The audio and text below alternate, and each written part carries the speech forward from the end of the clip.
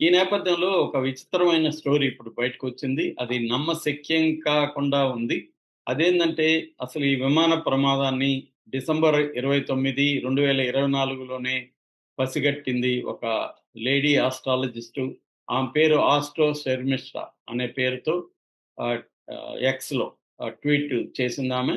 అప్పుడే ఆమె ఏం ట్వీట్ చేసిందంటే 2025లో ఏవియేషన్ రంగం బాగా అభివృద్ధి చెందుతుంది. సో, ఆహ్ బాగా అభివృద్ధి చెంది ఆహ్, సేఫ్టీ, సెక్యూరిటీ ఇవన్నీ బాగుంటది. అయితే అట్ ద సేమ్ టైమ్ అప్పుడు ఆహ్, గురువు ఆహ్, మిథునంలోకి వెళ్తాడు. సో, ఆ టైంలో ఆహ్, మృగశిర, ఆరుద్ర ఈ భాగాలలో ఒక పెద్ద ప్రమాదాన్ని మనం వినబోతున్నాం. ఒక మొత్తం breaking news of the plane crash అనేది మనం వినబోతున్నామని ఆమె ట్వీట్ చేసింది. ఇదెప్పుడు డిసెంబర్ 29, 2024. మళ్ళీ దాన్ని పెట్టుకొని రీట్వీట్ చేసింది. ఇప్పుడు జూన్ 5వ తేదీ మొన్న. ఇది నిన్న జరిగితే ఒక 7 రోజుల ముందు, వారం ముందు మళ్ళీ ఆమె ట్వీట్ చేసింది. అదేందంటే ఖచ్చితంగా ఒక విమాన ప్రమాదం అయితే జరుగుతుంది అని టాటా వాళ్ళ గురించి కూడా చెప్పింది. టాటా వాళ్ళు రాఫెల్ దీంట్లో ఫిసలేజ్ హైదరాబాద్ ఫెసిలిటీస్‌ని వాళ్ళు చేపట్టి వాళ్ళు ఎక్స్‌టెండ్ అవుతున్నారు అని చెప్పింది. అయితే నక్షత్రాల కదలికను బట్టి ఖచ్చితంగా అతిపెద్ద విమాన ప్రమాదాన్ని మనం అందరం చూడబోతున్నాం అనేదైతే ఆమె చేసింది. ఇది కొంత నమ్మశక్యంగానే అంటే ఎలాంటి ప్రమాదాల్ని ఆమె ఎలా చెప్పింది అనేది ఇవాళ చర్చ వస్తుంది. దీని మీదనే మొత్తం మీడియా అంతా కూడా ఇవాళ నిన్నటి నుంచి అటెన్షన్ పెరిగింది. ఈ ఆస్ట్రో శర్మిష్ఠ చెప్పినట్టే అతిపెద్ద విమాన ప్రమాదం జరిగింది. కాకపోతే ఆమె ఇండియాలో జరుగుతుందని చెప్పలేదు. అహ్మదాబాద్‌లో అని చెప్పలేదు. అంటే జ్యోతిష్యం జనరల్‌గా ఏం చేస్తుందంటే ఏదో ఒక ప్రిడిక్షన్ అనేది చెప్తా ఉంటారు. ఆ ప్రిడిక్షన్‌లో కొన్ని కరెక్ట్ అయినప్పుడు ఇలాంటి బయటకొస్తుంటాయి. ఈమె మన చరిత్ర దాన్ని గాని చూస్తే ఆమె పోస్ట్‌లు, ఆమె అనేక ప్రిడిక్షన్స్ గతంలో చెప్పింది. అవేవి నిజం కాల. ఇది నిజమైంది. ఇది కూడా ఆమె జనరల్‌గా విమాన ప్రమాదాలనేవి ఎక్కడో ఒక చోట చెప్తారు. ఇప్పుడు లండన్‌లోనో ఇంకో చోట జరిగుంటే కూడా నేను చెప్పినానని ఆమె చెప్పుండే అవకాశం ఉంది.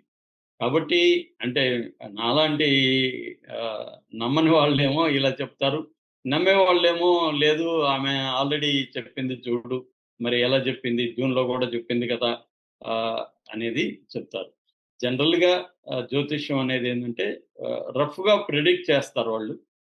మన వ్యక్తులుగా గూడా ఆహ్, నేను చాలా సార్లు చెప్పాను. మా ఫాదర్ గూడా జ్యోతిష్యం చెప్పేవాడు రోజు మా ఇంట్లో ఒక 5 మంది, 6 మంది చిన్నప్పుడు వచ్చేవాళ్ళు. అవన్నీ అబ్జర్వ్ చేసేవాడిని నేను. సో, వాళ్ళేందంటే రఫ్‌గా మామూలు ప్రజలకి ఏం సమస్యలుంటాయి? ఒకటి ఆరోగ్య సమస్య, లేకపోతే ఇంట్లో గొడవలు, తర్వాత లైవ్లీహుడ్ ఉద్యోగం ఇలాంటివి. ఈ ఈ కైండ్ ఆఫ్ సమస్యలుంటాయి. ఈ కైండ్ ఆఫ్ సమస్యలు నీకున్నాయని చెప్పడానికి జ్యోతిష్యం ఏం పెద్ద అవసరం లేదు. నీకు నిరుద్యోగ సమస్య ఉందని చెప్పొచ్చు. ఏదో ఒక 2, 3 చెప్తే ఎప్పుడైనా 10 చెప్తే దాంట్లో 2 కరెక్ట్ అయినా గూడా జనం సైకాలజీ ఎలా ఉంటదంటే మిగతా 8 మర్చిపోయి ఈ 2నే పట్టుకొని చెప్పింది గదా! కరెక్ట్‌గా చెప్పింది గదా! అని. కరెక్ట్‌గా అంటే జనరలైజ్ జేసి చెప్తుంటారు. ఈ జనరలైజేషన్‌లో మనం దాన్ని పర్టిక్యులర్‌కి అప్లై జేసుకుంటాం. ఈమె గూడా అలాగే జనరల్‌గా విమాన ప్రమాదం జరిగే అవకాశం ఉంది. 2020 ఎవ్రీ ఇయర్ విమాన ప్రమాదాలు జరుగుతున్నాయి. వీళ్ళదే 737 అనే ఒక విమానం ఉంది. ఆ విమానం అయితే 1969 నుంచి ఇప్పటి వరకు దాదాపు 529 యాక్సిడెంట్స్ జరిగాయి. అంటే ఎవ్రీ ఇయర్ 13-23 యాక్సిడెంట్స్ జరుగుతున్నాయి. ఇది అబ్జర్వ్ చేసిన వాళ్ళకి ఎవరికైనా చెప్పేయొచ్చనమాట.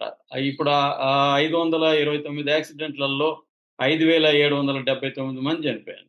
కాబట్టి ఇప్పుడు నేను చెప్తున్న 2026లో కూడా ఒక అతిపెద్ద విమాన ప్రమాదం జరుగుతుందని నేను చెప్తానిప్పుడు. ఖచ్చితంగా ఎక్కడో ఒక చోట జరుగుతుంది. అతి పెద్ద విమాన ప్రమాదం. ఎందుకంటే ఇప్పుడు ఈ 737ది ఇటీవలనే చాలా చోట్ల జరిగింది. అలస్కాలో మొన్న జరిగింది. తర్వాత ఇథియోపియాలో 2019లో జరిగింది. తర్వాత ఇండోనేషియాలో జరిగింది. మెడ్‌ఫోర్డ్‌లో 2024లో జరిగింది. ఇలాగా ప్రమాదాలు జరుగుతున్నాయి. మన ఇండియాలో గూడా 2020లో ఇదే ఎయిర్ ఇండియాది కోజికోడ్‌లో జరిగింది. అప్పుడు గూడా అక్కడ 18 మంది చనిపోయారు. సో, ఎవ్రీ ఇయర్ విమాన ప్రమాదాలు జరుగుతున్నాయి. జ్యోతిష్యం చెప్పిందా అని నమ్మితో కూర్చుంటే పనులు కావు. అందుకని ఎవరు కూడా జ్యోతిష్యం చెప్పిన దాన్ని నమ్ముతారు గానీ 100% నమ్మరు. నమ్మితే అసలు ఎలా జరిగిందో ఇంక విచారణ అవసరం లేదు కదా! మనకెప్పుడైనా ఒక ప్రమాదం జరిగితే అది ఎందుకు జరిగిందని మనం తెలుసుకోవాలంటే నెక్స్ట్ ఫ్యూచర్‌లో ఆహ్, అలా జరగకుండా ఉండడానికి మనం ఎటువంటి చర్యలు తీసుకోవాలి అనేదే ఇంపార్టెంట్. ఇప్పుడు ఈ విమాన ప్రమాదం ఈ ఎందువల్ల జరిగింది అనేది ఇన్వెస్టిగేషన్ ఎందుకు జేస్తారు? జ్యోతిష్యాన్ని నమ్మేట్టుకుంటే ఈ గవర్నమెంటు ఇన్వెస్టిగేషన్ చేయాల్సిన అవసరం లేదు గదా! ఎందుకంటే ఆ గ్రహాల వల్ల గదా! ఆమె జెప్తా ఉండేదేంది గ్రహాల మార్పు వల్ల అదేదో గురువు మిథునంలోకెళ్ళింది. కాబట్టి ఆరుద్ర, మృగశిర టైంలో జరిగిందని జెప్తుంది. అట్లాంటప్పుడు ఇంకా దీని మీద సైంటిఫిక్ విచారణ ఎందుకు? గ్రహాలు బాగాలేకపోతే దేవుడు మాత్రం ఏం జేస్తాడు? సో, అది మనం వ్యక్తులుగా గూడా అందరూ నమ్మరు. నేను జూసాను గాబట్టి, నమ్ముతున్నట్టు కొంతవరకు అనుకుంటారు. ఎవ్వరు గూడా ఇప్పుడు నువ్వు జ్యోతిష్యం దగ్గరికెళ్తావు. వాడేదో నీకు పలాని బుధుడు, శుక్రుడు, శని ఆరో ఇంట్లో ఉండారు. ఏదో ఒక పద్యం జెప్పి నీకు జెప్తాడు. నువ్వు దాన్ని నమ్మి గమ్మునుండు. నువ్వు డాక్టర్ దగ్గరికి కూడా పోతావు. అందుకే నీకు ఈ జబ్బొచ్చింది అని జెప్తాడనుకో. నువ్వు సైలెంట్‌గా ఉండాలి గదా! లేకపోతే ఆయన జెప్పిన వ్రతమో, పూజో చేయించుకొని సైలెంట్‌గా ఉండాలి గదా! అలా అందరూ ఉంటారా? ఉండరు. 90% ఏం జేస్తారు? ఈయన జెప్పిన వ్రతం జేస్తారు. డాక్టర్ దగ్గరికి గూడా పోతారు. అంటే ఏదో ఒకటి 10 రాళ్ళేస్తే ఒకటి పని జేస్తది అనుకునే ప్రజలే 90% ఉంటారు. కాబట్టి 100% ఎవరు జ్యోతిష్యాన్ని నమ్మరు. సో, ఈమె జెప్పింది నిజమా? అబద్ధమా? అనేది పక్కన బెడితే ఖచ్చితంగా ఆ ఫ్లైట్‌లో ఆ తయారీ మ్యానుఫ్యాక్చరింగ్‌లో ఎటువంటి ప్రాబ్లమ్